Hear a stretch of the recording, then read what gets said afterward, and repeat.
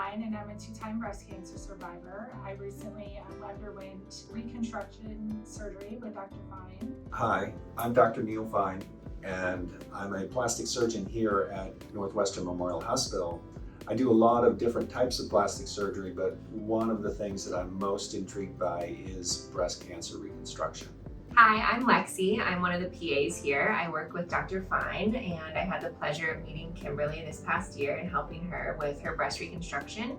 It's one of my passions to help women like Kimberly, and I am excited to talk more about what we helped her with on her journey. When we approach women with breast cancer, while we have some standardized ideas, there really needs to be a very custom discussion and decision with each individual woman, because each individual woman is going to have their own particular needs and desires and actual skin and body characteristics.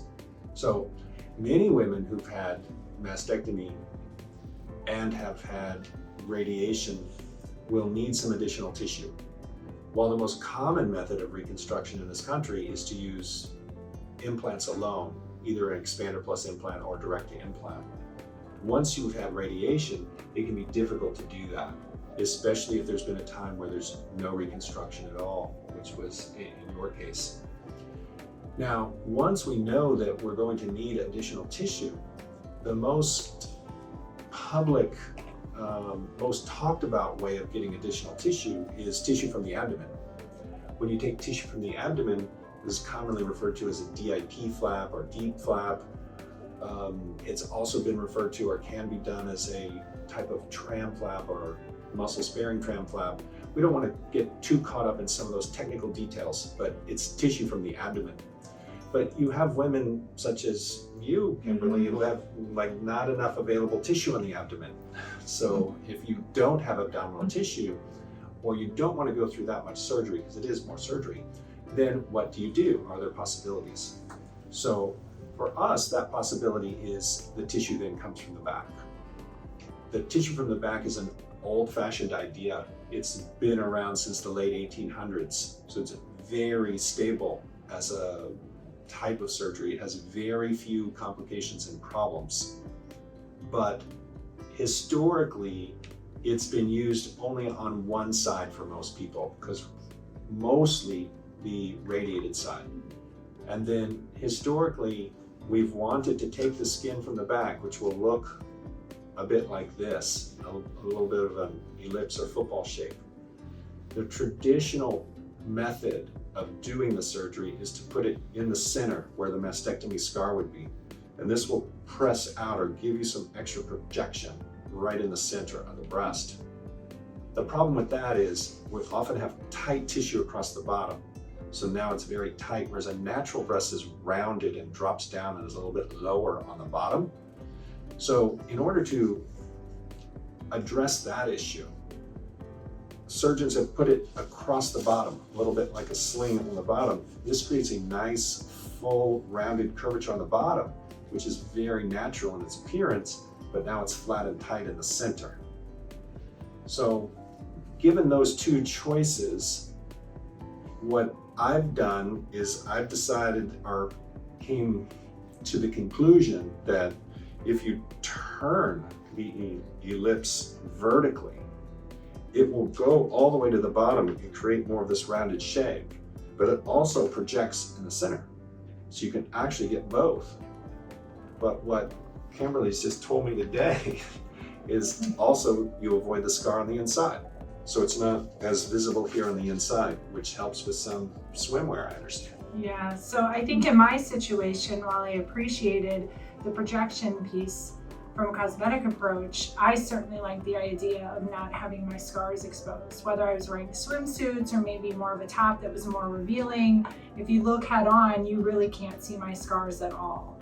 And that certainly was a favorable idea for me to go with. Additionally, though, what we would talk through is that majority of women who are facing this have one side that's the not so good side, that's typically radiated, and the other side that's not so bad. So one not so bad, one not so good. When we do the latissimus flap, we bring in this extra tissue. we're gonna take the tissue, the side that's not so good, and we're gonna make it substantially better. It actually will typically become the good side. And what Kimberly decided, that not everyone decides, but what she's realized that if I do both sides, then I have really good on both sides, rather than I'm feeling pretty good and not good. And then once you make the not good really good, then you're only feeling pretty good about the other side. So we're having this, like, how much do you really want to go through to get that symmetry and get the best result that you really can have? And what Kimberly came up with is that she really wanted to be really good. And we just did both sides for you. Yes, and I would say that's probably the biggest question that I get is, why did I make the decision to do bilateral? And I think from a cosmetic approach, it's the best decision that I've made. Cosmetically, I love the way that I look. I'm balanced, both sides match pretty much.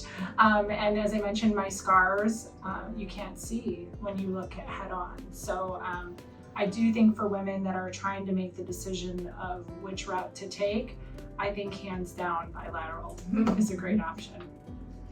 Yeah, that's a custom-made decision for each individual woman. We definitely have women who say they just don't want to go through that. But it's important for us to try to really point this out, that these options are available. It's possible to have more surgery giving you a better result. People will take that in different ways. There are women who are open to that and say, I'm willing to undergo more surgery to have a better result. There are other women who will say, I'm willing to have not as good a result. And I think what Kimberly, what you're saying is, from your experience and what you went through, it was totally worth it. Absolutely. Absolutely.